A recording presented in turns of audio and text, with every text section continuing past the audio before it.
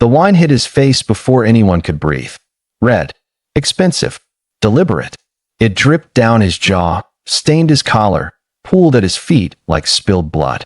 200 phones captured it. Every angle, every second. And Zara Okonkwo smiled while she did it.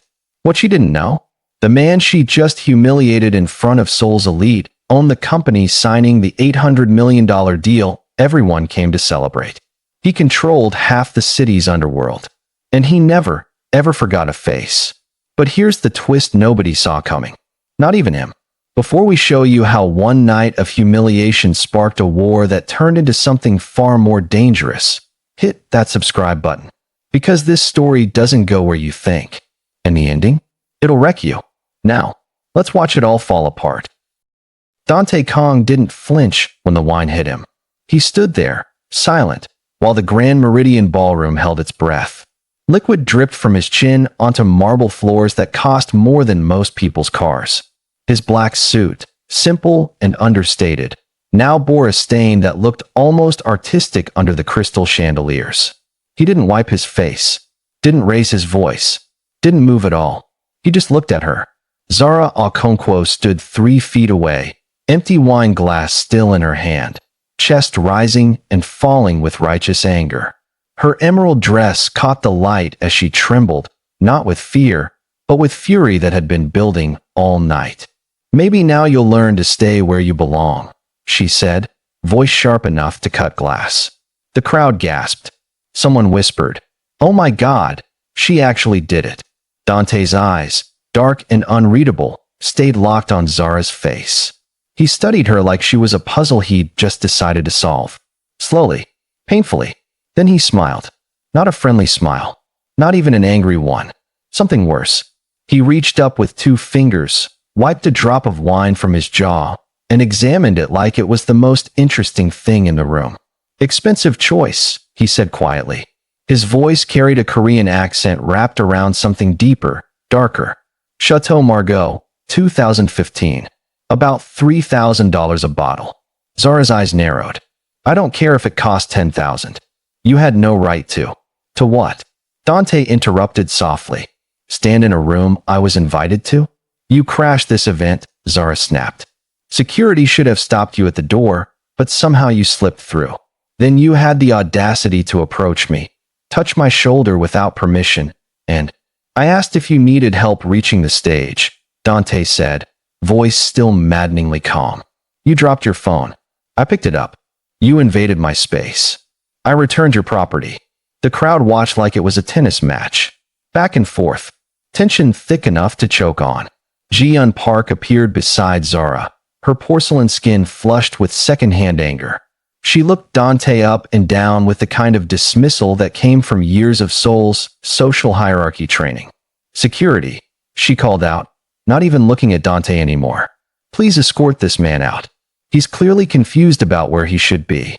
Dante's smile widened just a fraction. "Am I?"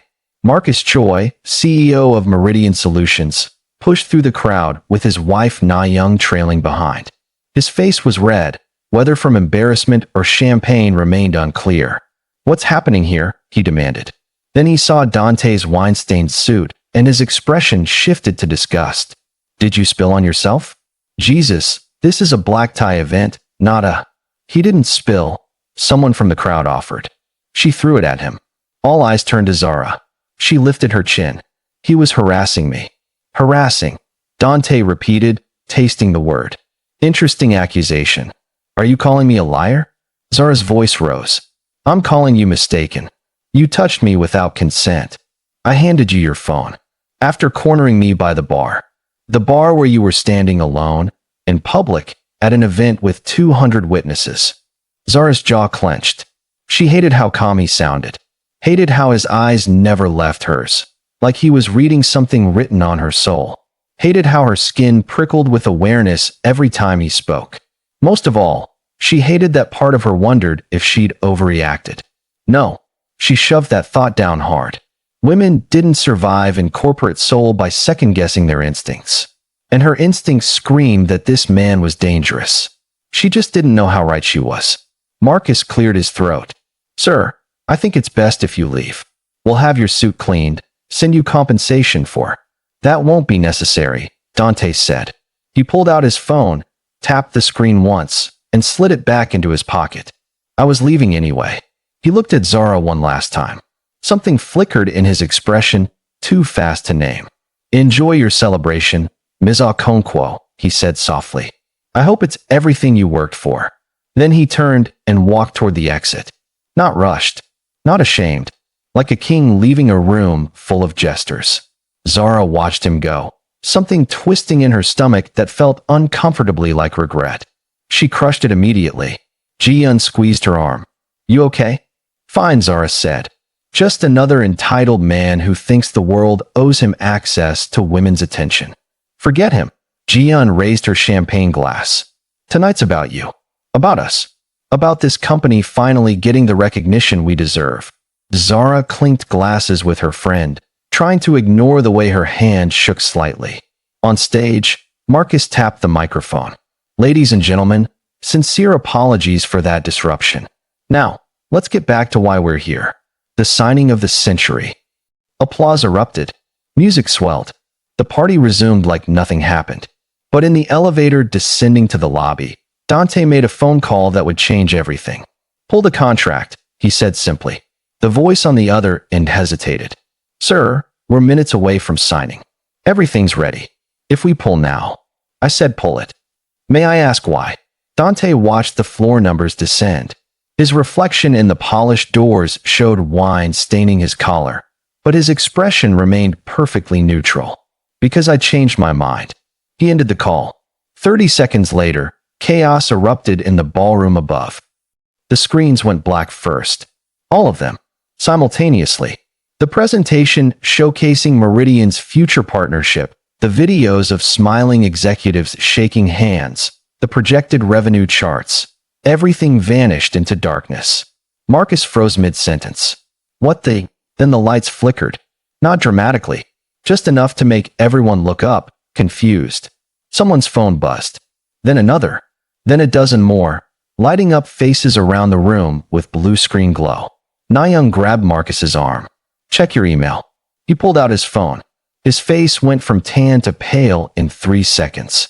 No, he whispered. No, this can't be. What? Zara pushed through the crowd. What's happening? Marcus looked up at her, and for the first time since she'd known him, she saw genuine fear in his eyes. The deal's off. The room exploded with noise. Questions fired from every direction. Investors grabbed their phones. Board members huddled in panicked clusters. Cameras that had been recording celebration now captured corporate collapse in real time. Zara's heart hammered. What do you mean off? We're literally here to sign. The investor is gone, Marcus said hollowly. The investor withdrew. Every term, every dollar, every goddamn thing we've worked toward for 2 years just vanished. Ji-Yun appeared beside Zara, face pale. I'm seeing articles already. Financial blogs are reporting that Meridian's mystery partner pulled out minutes ago. They're saying, she scrolled rapidly. They're saying the investor cited fundamental concerns about company culture and leadership integrity. Zara felt ice slide down her spine. That's corporate speak for they think we're assholes, Ji-Yun finished. Nayoung's voice cut through the chaos, sharp and accusatory. This is your fault. Everyone turned to look at her. She was staring directly at Zara. Excuse me, Zara said coldly. That man you humiliated. Nayoung continued, volume rising. You threw wine on him in front of everyone. You made a scene. And now, mysteriously, our deal falls apart. That's insane, Zara shot back. That man was nobody. Just some crasher who. Are you sure? Nayoung's eyes glittered with something ugly. Are you absolutely certain he was nobody? Zara opened her mouth. Closed it. Because suddenly, she wasn't sure at all. Marcus was already on his phone, barking orders. Find out who he was. Name, background, everything. Someone must have his information from the guest list. He wasn't on the guest list, a nervous assistant offered. Security said he had an invitation card, but when they scanned it, the system showed a private registration. Anonymous donor level. The room went quiet. Anonymous donor level meant one thing. Someone who'd contributed significant money to whatever cause the venue supported. Someone with resources. Someone with connections. Someone who definitely wasn't a random crasher. Zara's phone buzzed. A message from an unknown number. You have exceptional taste in wine. Pity about your judgment of character. Her blood went cold. She looked around the ballroom, half expecting to see him watching from the shadows. But there was only chaos, only panicked executives and crumbling dreams. Ji-yun read over her shoulder. Who's that from? I don't know, Zara lied. But she knew. Somehow she knew. Another message appeared. Sleep well tonight, Ms. Okonkwo. Tomorrow will be interesting. Zara didn't sleep. She lay in her sole apartment, staring at the ceiling, replaying every second of the encounter. His face, his voice, the way he'd smiled when she threw the wine. Like he'd expected it. Like he'd wanted it. At 3 a.m., she gave up and opened her laptop. Started searching. The problem was, she didn't know what to search for. She didn't have his name, didn't have a clear photo, only had the memory of sharp Korean features and eyes that seemed to see straight through her. She tried anonymous investor Meridian Solutions. Nothing useful. Reclusive Korean billionaire. Hundreds of results, none matching. Seoul Underworld Connections business. She hesitated before hitting enter on that one, because something in her gut said this man operated in spaces polite society pretended didn't exist. The search results made her stomach drop. Articles about ghost investors, shadow companies, legitimate businesses with quietly questionable funding sources, and one name that kept appearing in forums and speculation pieces, never confirmed, always whispered.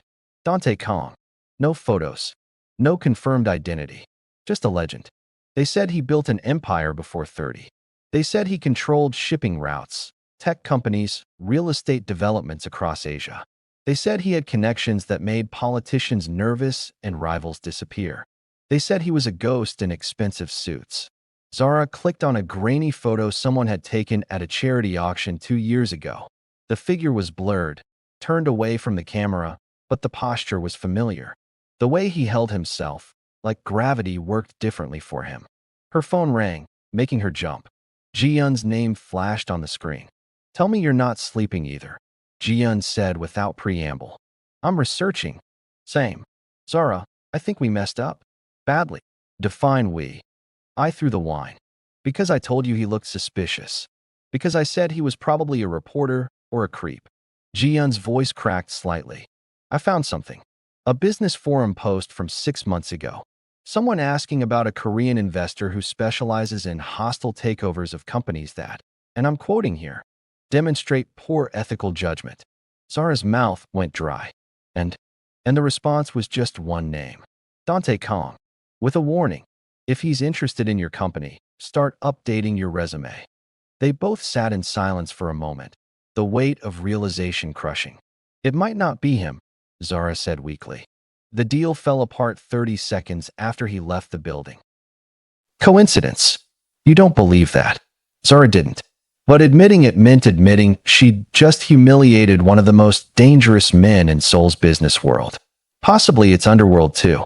What do we do? Ji-yun asked. Nothing, Zara said firmly. We did nothing wrong. He approached me uninvited. I had every right to defend my boundaries. Even if it costs us everything. Zara closed her laptop. Especially then. I won't apologize for existing safely in spaces I earned access to. If some entitled billionaire can't handle being told no, that's his problem, not mine. But even as she said it, she remembered his eyes. The way they'd studied her not with anger, but with curiosity. Like she was a puzzle he'd just decided to solve. And Dante Kong, she was learning, solve problems permanently. Morning brought worse news. Zara arrived at Meridian's headquarters to find journalists camped outside. Not business reporters. Entertainment tabloids. The kind that fed on scandal and humiliation. Someone had leaked the video. Not just to financial blogs. To everyone. Entitled Executive Assaults Innocent Guest at Gala, read one headline. Corporate Bully Throws Wine on Man for Standing Too Close, read another. The footage was everywhere. Twitter, Instagram, TikTok. Every platform where public opinion could form and destroy. And they'd edited it. Perfectly. The video started with her throwing the wine. It didn't show what came before. Didn't show him approaching her. Didn't show her discomfort. Just showed a beautiful black woman in an expensive dress assaulting a quiet man in a simple suit. The comments were vicious. She thinks she's better than everyone. Typical corporate elite treating regular people like trash. Someone needs to humble her. Zara's hands shook as she scrolled. Ji-yeon found her in the bathroom, staring at her phone with tears she refused to let fall. Don't read them, Ji-yeon said gently. They think I'm a monster. They don't know what happened. Neither do I anymore. Zara locked her phone. Ji-yeon, what if I was wrong? What if he really was just trying to help and I don't? Ji-yeon cut her off firmly. Don't let the internet gaslight you into doubting your instincts. You felt threatened. That's valid. That's enough. But was it? Zara wasn't sure anymore. Marcus called an emergency meeting. The entire executive team crammed into the conference room, faces grim. We have a serious problem, Marcus began. Beyond the lost deal. The video has gone viral. Our stock is dropping. Investors are spooked. And worst of all, he pulled up an email on the main screen. We've been contacted by Kong Industries. The room went silent. Kong Industries? Someone ventured. I've never heard of. Because they don't advertise, Marcus interrupted. They're a holding company. Very private. Very powerful. And according to this email, they were our mystery investor. Every eye turned to Zara. She felt her world tilt. The email states, Marcus continued coldly, that Kong Industries withdrew from the partnership due to concerns about Meridian's commitment to respectful conduct and professional integrity. They cite last night's incident as evidence of a toxic culture that doesn't align with their values. That's bullshit, Zara exploded. I was defending myself from their CEO, Marcus finished. His voice was ice. Zara, you threw wine on Dante Kong. The Dante Kong. And now he's destroying us. The room spun. Zara gripped the table edge. I didn't know, she whispered. Ignorance isn't an excuse. He didn't identify himself. He approached me without. He's a private person, Na-young cut in. He doesn't announce himself. Everyone in serious business circles knows that. Except apparently you. The accusation stung because it was partially true. Zara had spent years clawing her way up in Korean corporate culture as a black woman. She'd focused so hard on proving herself worthy that she'd never bothered learning about the invisible players who really ran things. And now one of those players was making her pay for it. So what do we do? The CFO asked. Can we apologize? Offer some kind of compensation? Marcus laughed bitterly. You don't compensate Dante Kong. You don't even negotiate with him. When he's done with you, you're done. There has to be something, Zara said desperately. Some way to fix this. Marcus looked at her with something resembling pity. There is. You're fired. The words hit like a physical blow. What? Effective immediately. We'll provide 2 weeks severance, but we need you gone. Your association with this company is toxic now. Every minute you stay, we lose money. You can't do this, Ji-yeon started, but Marcus silenced her with a look. I can. And I am. Zara, please collect your things. Security will escort you out. Zara stood on numb legs. She looked around the table at colleagues she'd worked beside for 3 years. Some looked guilty. Most looked relieved. She was the sacrifice they needed to survive. This is wrong, she said quietly. This is business, Marcus replied. Security appeared at the door. Young guys who couldn't meet her eyes. Zara walked out with her head high, refusing to give anyone the satisfaction of seeing her break. But in the elevator, alone except for the security guard who stared determinately at the floor numbers, she finally let one tear fall. Just one. Then she wiped it away and made a decision. If Dante Kong wanted a war, she'd give him one. Finding Dante Kong proved harder than Zara expected. His company had no public office. His name appeared on no directories. Even the business registry listed Kong Industries under a web of shell companies and legal entities that made her head hurt. But Zara was nothing if not persistent. She spent 3 days following leads. Talked to people who might know someone. Used every connection she'd built over the years, calling in favors from journalists, lawyers, even a private investigator who owed her one. Finally, she got an address. Not an office. A restaurant. Specifically, a private Korean barbecue spot in Gangnam that catered to clientele who valued discretion over publicity. The kind of place where business deals happened in quiet rooms and questions weren't asked. Zara dressed carefully. Black suit, minimal jewelry, hair pulled back. She wanted to look professional. Serious. Like someone who deserved to be taken seriously even after throwing wine in a billionaire's face. The restaurant was smaller than she expected. Elegant but understated. A host greeted her with a polite smile that didn't reach his eyes. "Reservation?" he asked in Korean. "I'm here to see Dante Kong," Zara replied in the same language. Her Korean was excellent, one of the many skills she'd cultivated to survive here. The host's smile vanished.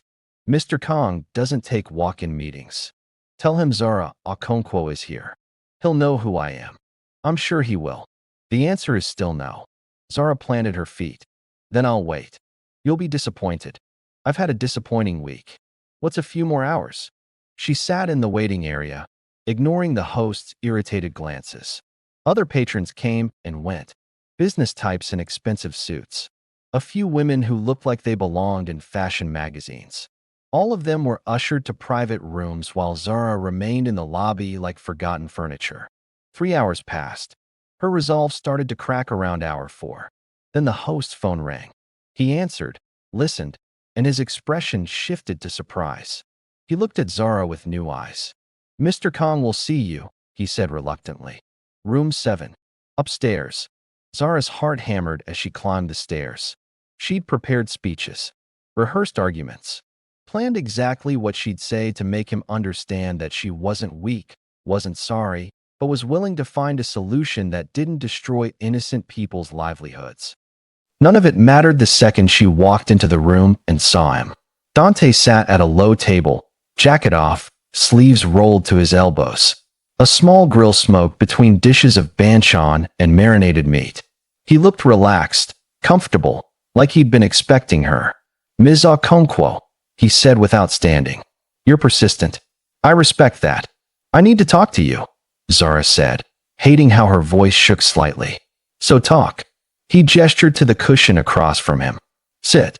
If we're going to do this, we might as well eat. I'm not here to have dinner with you. Then you're here to waste both our time." He picked up chopsticks and turned meat on the grill. "Sit. Eat. Talk. Or leave. Your choice." Zara wanted to leave. Wanted to tell him exactly what she thought of men who played God with other people's lives. But she sat. Because she needed something from him. And pride was a luxury she couldn't afford.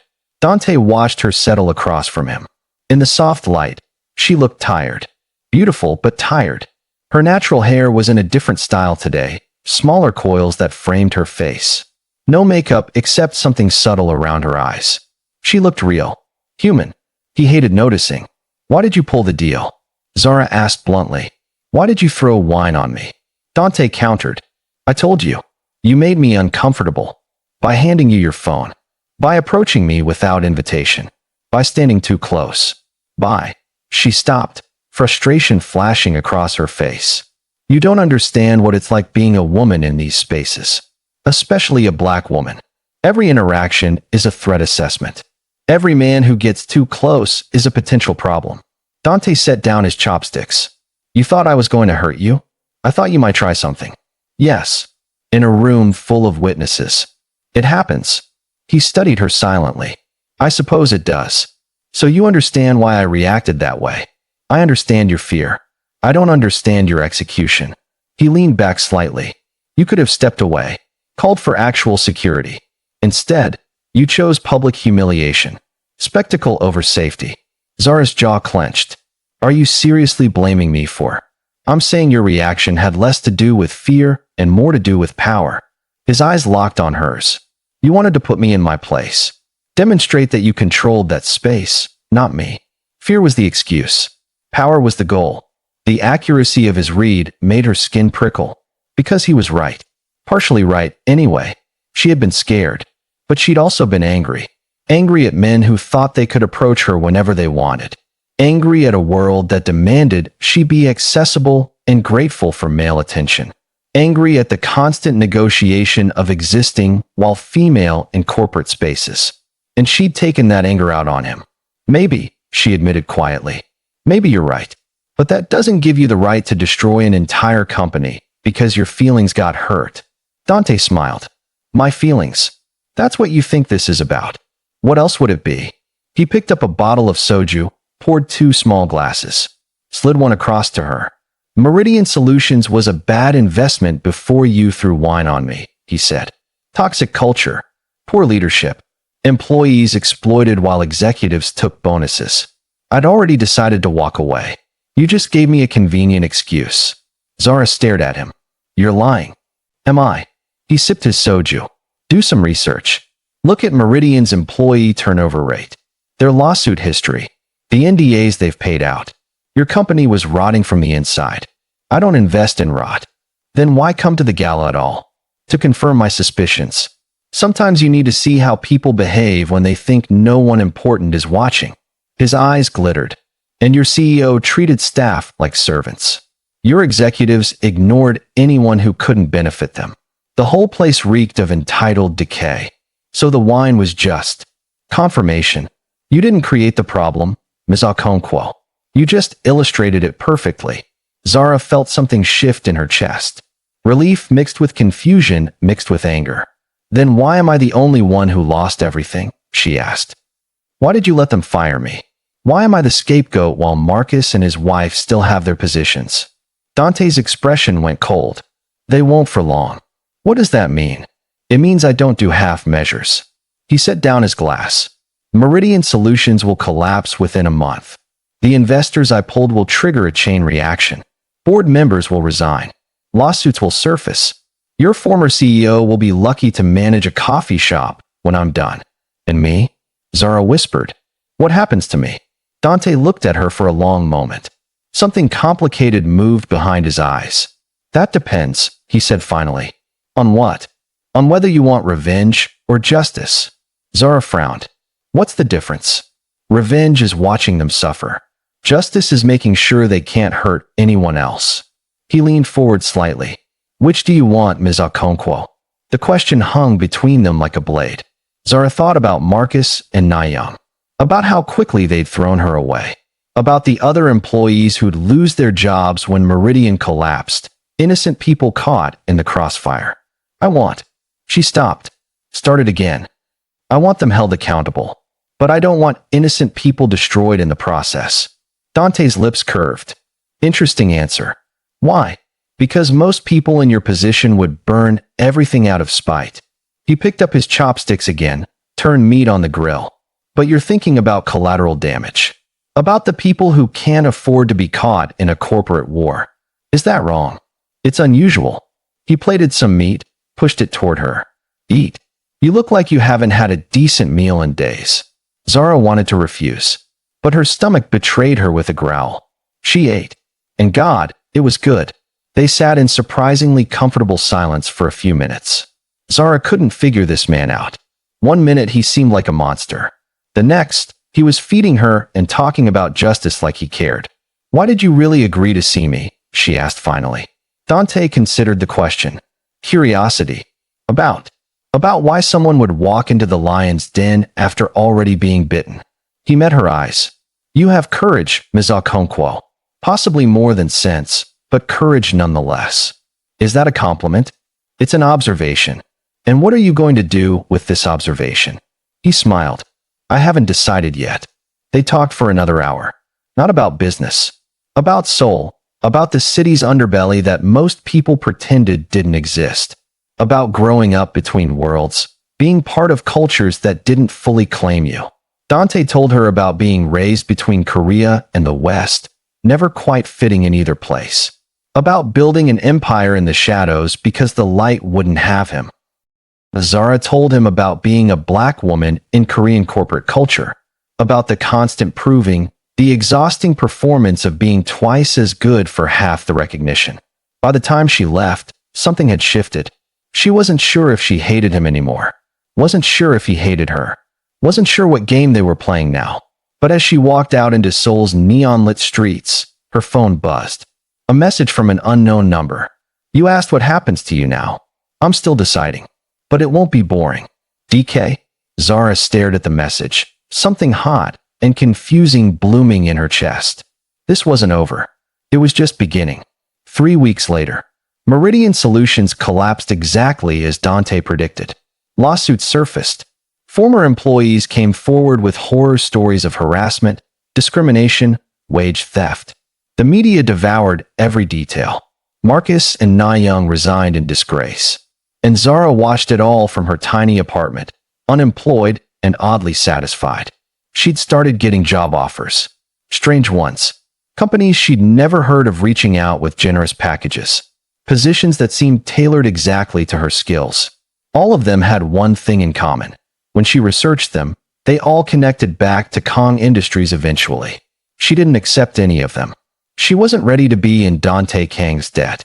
Then one evening, her doorbell rang. She opened it to find a courier holding a large envelope. Inside was a contract. Simple, clear. A consulting position with a tech startup focused on ethical business practices and corporate culture reform. The salary was triple what she'd made at Meridian. The terms were generous. The work seemed genuine. At the bottom, a handwritten note. You said you wanted justice, not revenge. Here's your chance to build it. No strings attached. You'll never have to see me again if you don't want to. But if you do want to continue our conversation, I'll be at the same restaurant. Thursday, 8 p.m. Your choice. DK? Zara read the note 3 times. This was absurd. She should be furious. Should throw the contract away and tell him exactly where he could shove his job offer. But Thursday at 7:45 p.m., she found herself standing outside the restaurant. She'd told herself she was coming to reject the offer to his face. To tell him she didn't need his pity or his redemption arc. That's what she told herself. Thursday at 8:01 p.m., she walked into room 7. Dante looked up from the grill, something flickering in his expression that might have been relief. You came, he said. I came to say no, Zara replied. All right. She sat down anyway. They looked at each other across the low table, the air between them charged with something neither wanted to name. I don't need your charity, Zara said. It's not charity. It's an investment. In what? In someone who threw wine in my face and then walked into my territory to argue with me about it. His lips curved. That kind of audacity is rare. I invest in rare things. You barely know me. I know enough. You're smart, principled, angry in ways that could be channeled into changing systems instead of just surviving them. He poured soju. The company is real. The work is real. The offer is real. What you do with it is up to you. Zara wanted to argue. But the contract had been exactly what she'd dreamed of building. The kind of work that could actually matter. Why are you doing this? She asked quietly. Dante was silent for a long moment. Because you were right to throw that wine. She blinked. What? Not because I deserved it. But because you believed you were protecting yourself. Because you'd learned that men in power take what they want and women who don't perform gratitude get punished. He met her eyes. That's the world we both operate in. I just happen to have more power in it than you do. For now. Take the job. Build something. Maybe next time we meet, the power will be more balanced. He raised his glass. Or maybe you'll throw wine at me again. Either way, it'll be interesting. Zara found herself smiling despite everything. You're insane. Probably. This is a terrible idea. Most good ones are. She picked up her glass. What are we toasting to? To bad decisions and better outcomes, Dante said. Their glasses clinked. And somewhere in that moment, between the smoke of the grill and the warmth of the soju, something clicked into place. Not romance. Not yet. But recognition. 2 people who understood what it meant to fight for space in a world that would rather they didn't exist. I have conditions, Zara said. I'd be disappointed if you didn't. I work independently. You don't interfere. You don't control anything I do. Agreed. And we never talk about that night again. Dante smiled. Which part? The wine? Or the part where you realized I wasn't? The villain you needed me to be? Zara's breath caught. Both. Deal.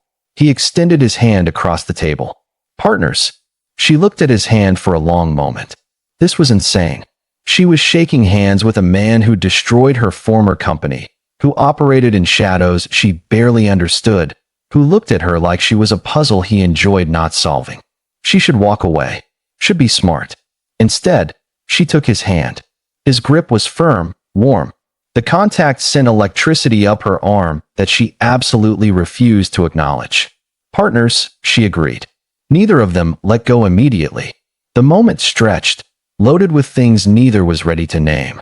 Then Dante's phone buzzed. He glanced at it, expression shifting to something darker. "I have to take this," he said, standing. "Stay? Eat. I'll be back." He stepped out of the room, and Zara released a breath she didn't know she'd been holding. What the hell was she doing? She picked up her phone, pulled up the contract again. Read through every clause. It was legitimate, almost too good to be true. Full creative control, generous budget, equity options after 2 years. This could change everything. Or it could be the biggest mistake of her life. Dante returned 15 minutes later. His expression was carefully neutral, but something had shifted. His shoulders were tighter. His jaw set differently. "Problem?" Zara asked. "Always." He sat back down, but didn't meet her eyes. "Nothing that concerns you. If we're going to work together." "We're not working together," Dante interrupted. "You're working independently, remember?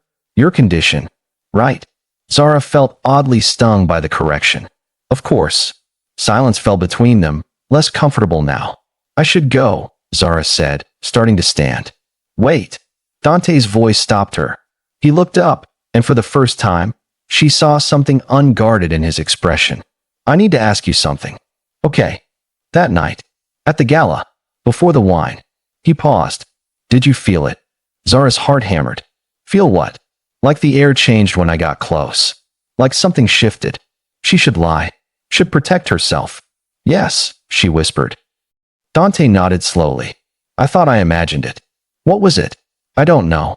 He stood, moving around the table until he was standing close. Not touching, just close enough that she could feel his heat. "But it's still there." Zara looked up at him. "This is a bad idea." "Terrible," he agreed. "We'd be mixing business with something that has no name yet." "Dante, I'm not asking for anything," he said quietly. "I just needed you to know. Whatever this is, I feel it too." Then he stepped back, putting professional distance between them again. "Take the weekend. Think about the offer. If you want it, sign the contract and send it to the address listed. If you don't, burn it and forget we had this conversation. And if I do take it, then we build something worth the chaos it took to get here." He smiled slightly. "And we figure out what the hell this is between us. Slowly, carefully, or not at all. Your choice. Always your choice." Zara left the restaurant with the contract in her bag and her head spinning. 2 months later, the startup was everything Dante promised and more. Zara threw herself into the work with intensity that surprised even her.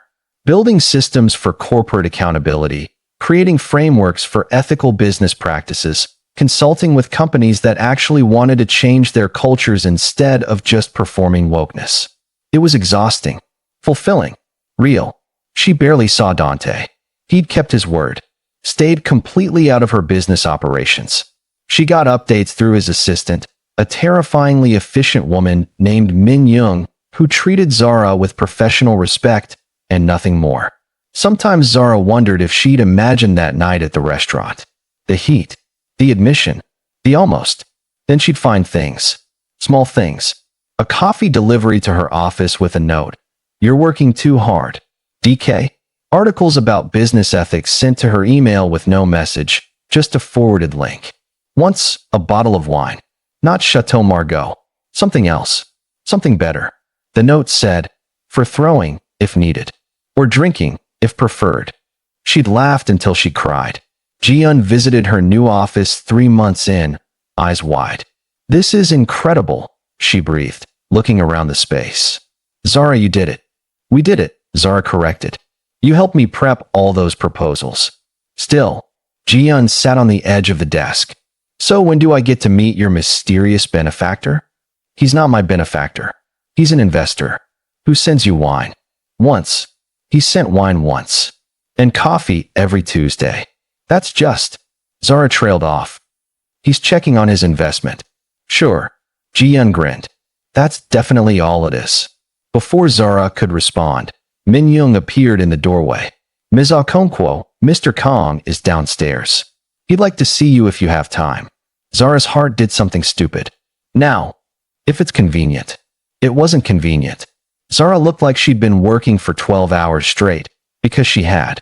Her hair was in a messy bun. She wore leggings and an oversized sweater, and she was pretty sure she had coffee stains somewhere. Tell him I'll be down in 5 minutes. Min Young nodded and disappeared. Ji-yeon raised her eyebrows. Just an investor, huh? Shut up. You're blushing. I'm not. Ji-yeon, leave. Her friend laughed and headed for the door. Good luck with your investment meeting. Try not to throw anything at him this time. Zara rushed to the bathroom, tried to make herself presentable, gave up, and headed downstairs. Dante waited in the lobby, looking unfairly good in dark jeans and a black sweater. Casual. Devastating. He smiled when he saw her. Ms. Okonkwo. Mr. Kong. She kept her voice professional. This is unexpected. I was in the neighborhood. You're never just in the neighborhood. Perceptive as always. He gestured toward the door. Walk with me. They stepped out into Seoul's autumn evening. The air was crisp, leaves falling gold and red. How's the project going? Dante asked. Good. Great, actually. We just landed a major consulting contract with. I know. I saw the announcement. Oh. Zara felt oddly deflated. Right? Your assistant probably told you. I follow your work. He glanced at her. All of it. The interview you did with Forbes Korea was excellent. You read it. Why wouldn't I? Because they'd barely spoken in months. Because he'd kept his distance like he promised. Because she'd convinced herself he'd moved on to more interesting investments. I thought you were busy, she said carefully. I am, but not too busy for things that matter. The words hung between them. They walked in silence for a block. Zara was hyper-aware of the space between their arms, the way their steps fell into rhythm. There's a reason I came, Dante said finally. Something I need to tell you. Zara's stomach dropped. Okay. I'm leaving Seoul for a while. 6 months, maybe longer. Business in Singapore, then Tokyo. Oh. She told herself the disappointment in her chest was professional concern. Will that affect the funding? No. Everything continues as planned. Min Young will handle anything you need. He stopped walking, turned to face her. But I wanted to tell you in person, before you heard from someone else. Why would it matter where I heard it from? Dante's eyes held hers. You know why. And she did. God help her, she did. Dante, I'm not asking for anything, he said again, echoing that night at the restaurant. But I need to know. If I asked you to dinner when I get back, what would you say? Zara's breath caught. That depends. On whether this is you pursuing a business partner or pursuing me. What if it's both? Then it's a bad idea. We've established that. He stepped closer, still not touching, but close enough that she could see the gold flecks in his dark eyes. I'll ask again. If I asked you to dinner when I get back, what would you say? Zara should say no. Should protect herself. Should maintain professional boundaries. I'd say yes, she whispered. Dante's expression shifted. Something raw and real. Then I'll ask, he said. 6 months. When I get back. That's a long time. Good.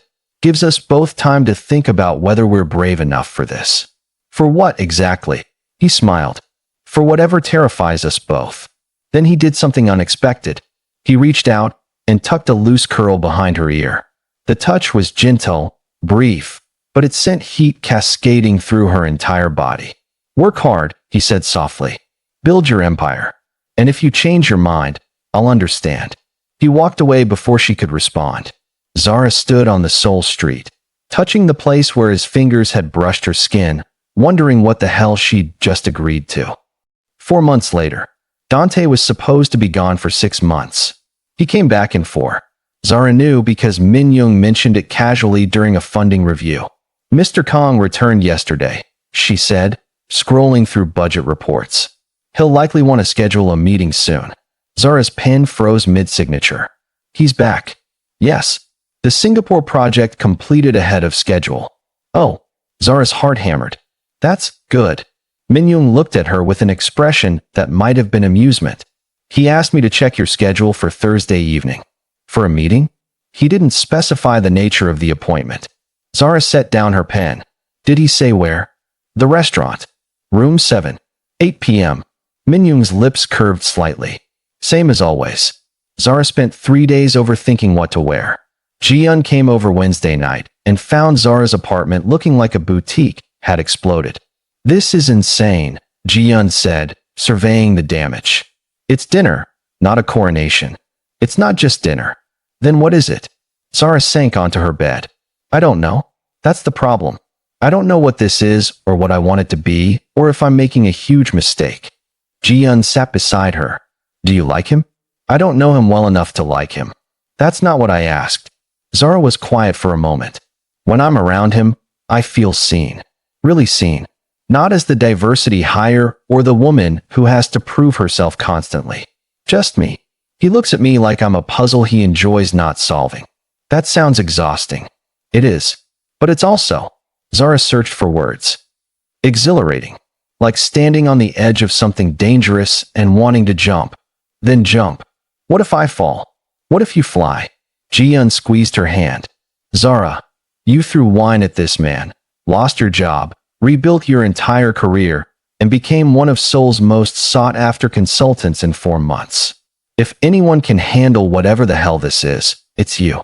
Thursday arrived too fast. Zara wore a deep burgundy dress. Simple but striking. Her hair was in natural curls that framed her face. Minimal jewelry. She looked powerful and vulnerable at the same time. Exactly how she felt. The restaurant host recognized her now. He smiled genuinely and led her upstairs without questions. Room 7. She stood outside the door, heart pounding. This was it. The moment where everything changed or nothing did. She pushed the door open.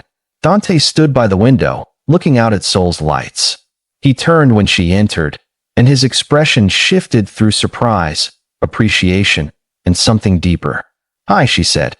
Hi. He crossed the room slowly. You look overdressed for barbecue. Perfect. The word hung between them. They sat, ate, talked about his trip, her projects, everything and nothing. The conversation flowed easy, but underneath it ran a current of electricity that made every word feel loaded.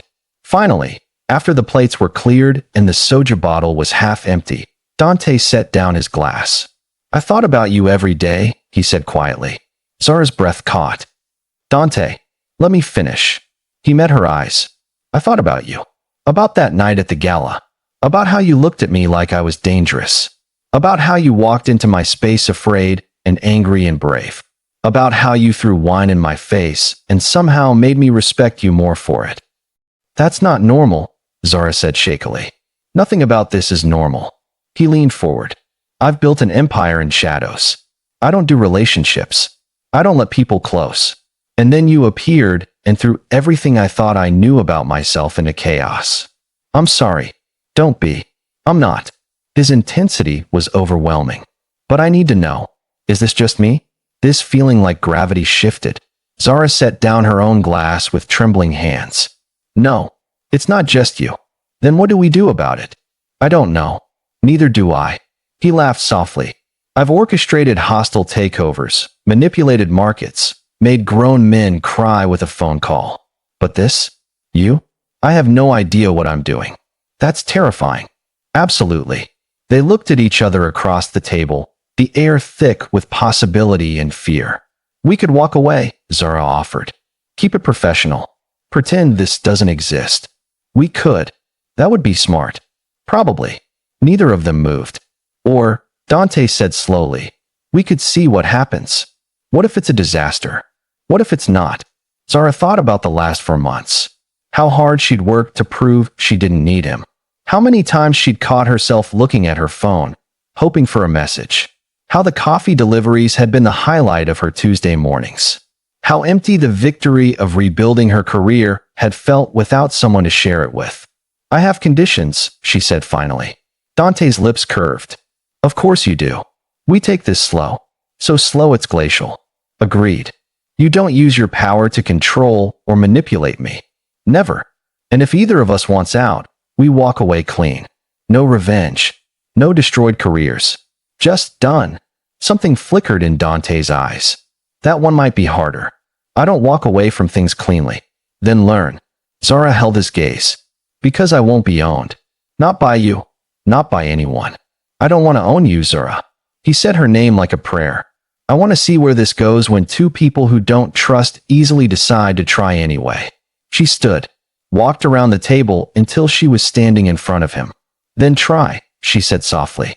Dante stood slowly, moving into her space carefully, giving her room to retreat. She didn't. Can I touch you? He asked. The question, the consent, the care in it, made her throat tight. Yes. He reached out, cupped her face with both hands. His palms were warm against her skin. His thumb traced her cheekbone with devastating gentleness. You're dangerous, he murmured. Says the man who destroys companies for fun. Not for fun. For justice. His lips curved. You taught me the difference. Then he kissed her. The kiss started gentle. A question. A promise. Then Zara's hand slid up his chest, and everything ignited. For months of tension, of wondering, of wanting, poured into the kiss.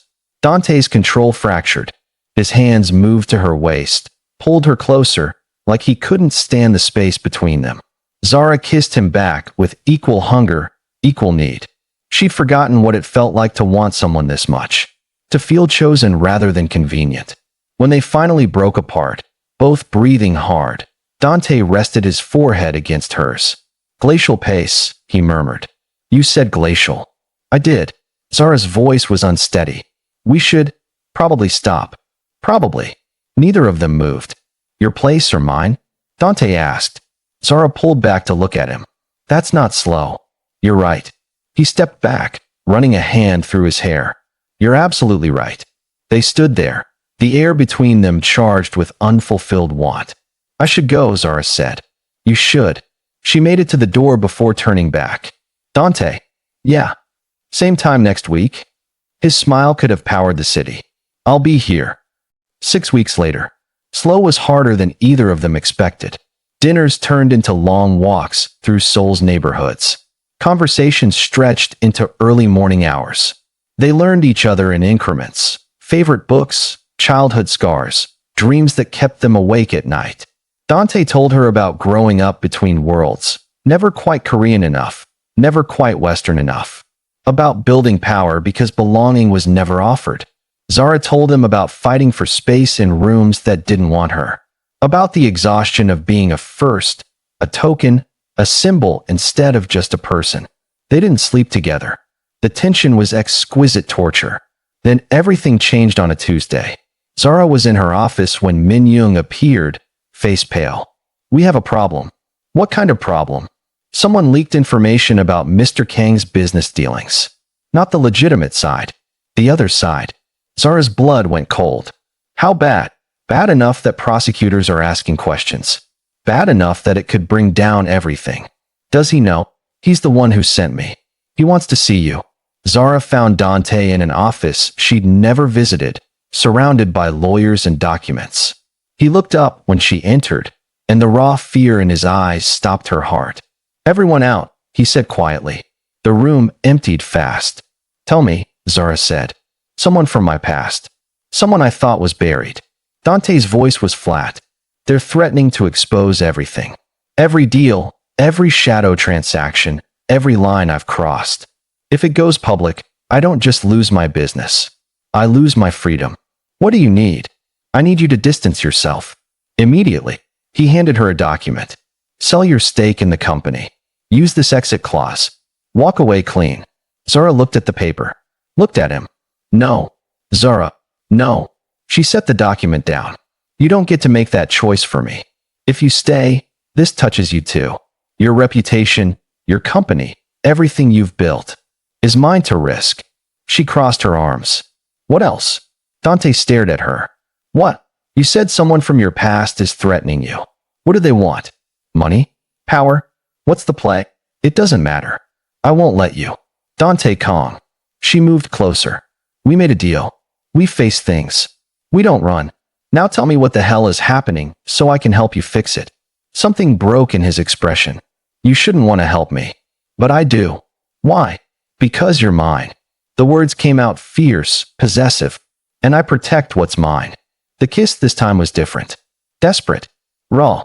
When they broke apart, Dante whispered against her lips, I don't deserve you. Probably not. Zara smiled. But you're stuck with me anyway. Fixing Dante's problem required doing something Zara had never imagined. Going into his world. The real one. She met people whose names she'd only heard whispered. Sat in rooms where deals were made that would never see daylight. Watched Dante operate with a cold efficiency that should have scared her. It didn't. Because she saw what others missed. The way he protected his people. The way he drew lines he wouldn't cross. The way he built power not for destruction, but for survival. The person threatening him was a former partner named Chun. Someone Dante had cut out years ago for crossing those lines. Chun wanted back in, and he was willing to burn everything to get it. We negotiate, Zara said after 3 days of research. Dante looked at her like she'd suggested they fly to the moon. You don't negotiate with people like Chun. Why not? Because he'll see it as weakness. Then we make it strength. Zara pulled up a presentation she'd built. Chun wants power. But what he really wants is legitimacy. His criminal operations are bleeding money. He needs a clean front. We give him that. You want me to go into business with the man trying to destroy me?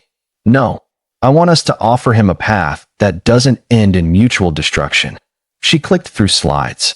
We create a legitimate business opportunity. Something that gives him the appearance of success without actually involving you. Then we bury the clause that if he ever threatens you again, he loses everything. Dante studied the presentation, then studied her. You're terrifying, he said. I learned from the best. They set up the meeting.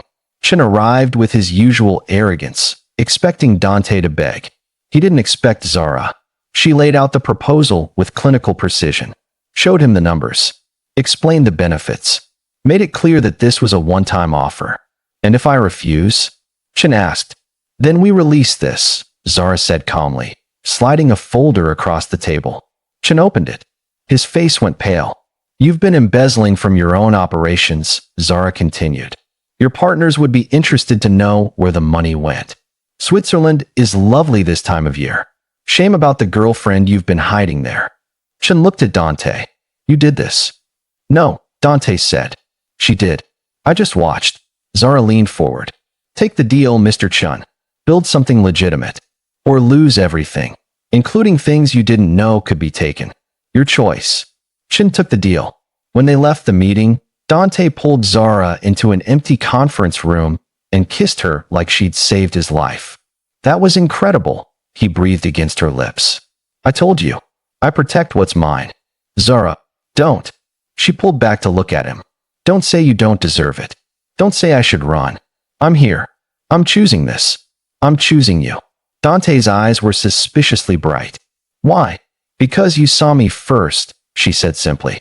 Before the wine, before the chaos, before everything. You looked at me like I mattered, and then you gave me space to prove it. That's not something I'm walking away from. I love you, Dante said. The words hung in the air between them. Zara's breath caught. That's not slow. Fuck slow. He cupped her face. I love you. I have since you threw wine at me and looked at me like I was just another man who needed to be taught boundaries. You were right. I did. You were terrifying and beautiful, and I knew, right then, that you were going to ruin me. I did ruin you, Zara pointed out. Best thing that ever happened to me. She kissed him, long and deep and full of everything she'd been holding back. I love you too, she whispered. Even though you're chaos and danger and probably going to give me a heart attack. We're a disaster, Dante agreed. The best kind. They stayed in that conference room for another hour, trading kisses and promises and plans for a future that shouldn't work, but somehow did. When they finally emerged, Min Young was waiting with a knowing smile. Mr. Kong, your 6 o'clock is waiting. Cancel it, Dante said, not taking his eyes off Zara. It's the prosecutor. About the Chin situation. Tell him it's resolved. Min Young's eyebrows rose. Resolved? Ms. Okonkwo handled it. Min Young looked at Zara with new respect. I see. Well, in that case, I'll schedule a celebration dinner for the team. Do that, Dante agreed. And Min Young. Yes. Clear my calendar for the rest of the week. I have personal business to attend to. Minyoung's smile widened. Of course, Mr. Kong. 3 months later, the invitation arrived on expensive cardstock with gold lettering. You're invited to celebrate the launch of Kong Kong Ethical Business Solutions, a new partnership dedicated to building corporate cultures that value justice over profit. Ji-yun held it up, grinning. Kong, you hyphenated your business. It's a partnership, Zara said, trying not to smile. Dante's funding the expansion. It made sense to combine names. Uh-huh. And is the partnership just business? Zara's phone buzzed. A message from Dante. Stop smiling at your phone. People will talk. She looked up. Across the restaurant where they were having lunch, Dante sat at another table with business associates. He caught her eye and winked. She texted back. Let them talk. His response was immediate. Your place or mine tonight? Yours. I like the view. I like you. That's convenient since I love you. She looked up again. Dante was still watching her, expression soft in a way only she got to see. Oh my God, Ji-yun said. You're disgustingly happy. I am, Zara admitted. Is that weird? After everything you went through? No. It's perfect. Ji-yun raised her glass. To throwing wine at billionaires and somehow ending up with an empire. Zara clinked glasses. To bad decisions that turn into something beautiful. That night, in Dante's apartment overlooking Seoul's lights, Zara lay against his chest, his fingers tracing patterns on her skin. What are you thinking? He asked quietly. That this shouldn't have worked. But I'm glad we tried anyway. Dante kissed the top of her head.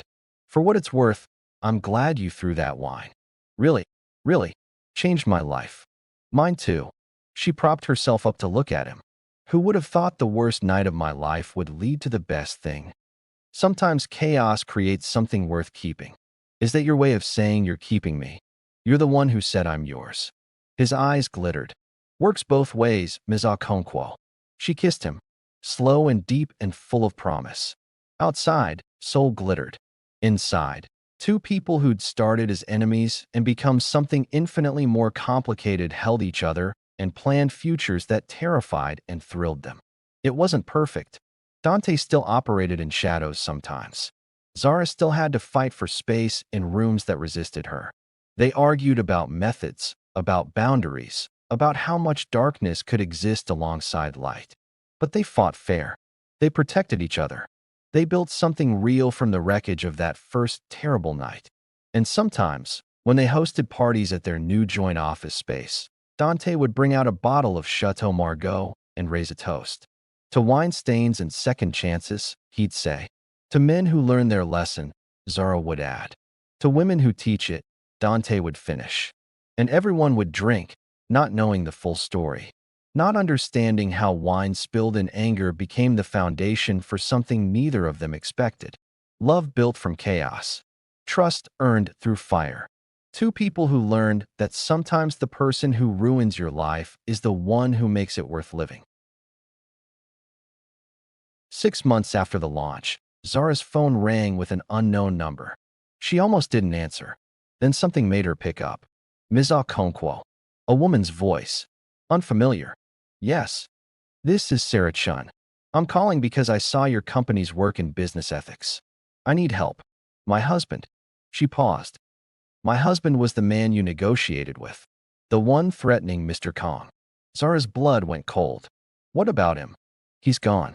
Just disappeared. And before he left, he sent me something. Evidence. About what really happened that night at the gala. About who set up Mr. Kang's exposure.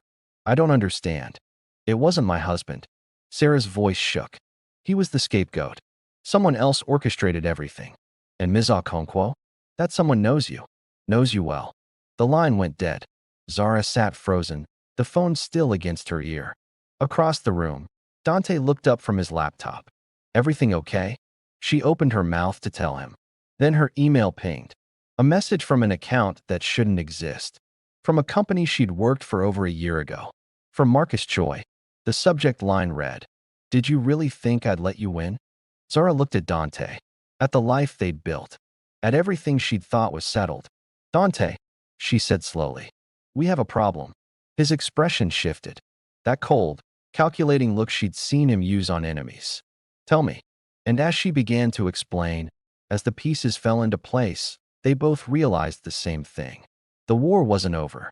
It was just beginning. The wine was just the first stain. The real mess? It hasn't even started yet. To be continued? Drop a comment if you want part 2. Because Marcus Choi isn't done. And neither are we. Hit subscribe. Hit the notification bell. This story is far from over. And trust me, you don't want to miss what happens when the person they thought was defeated comes back with an army.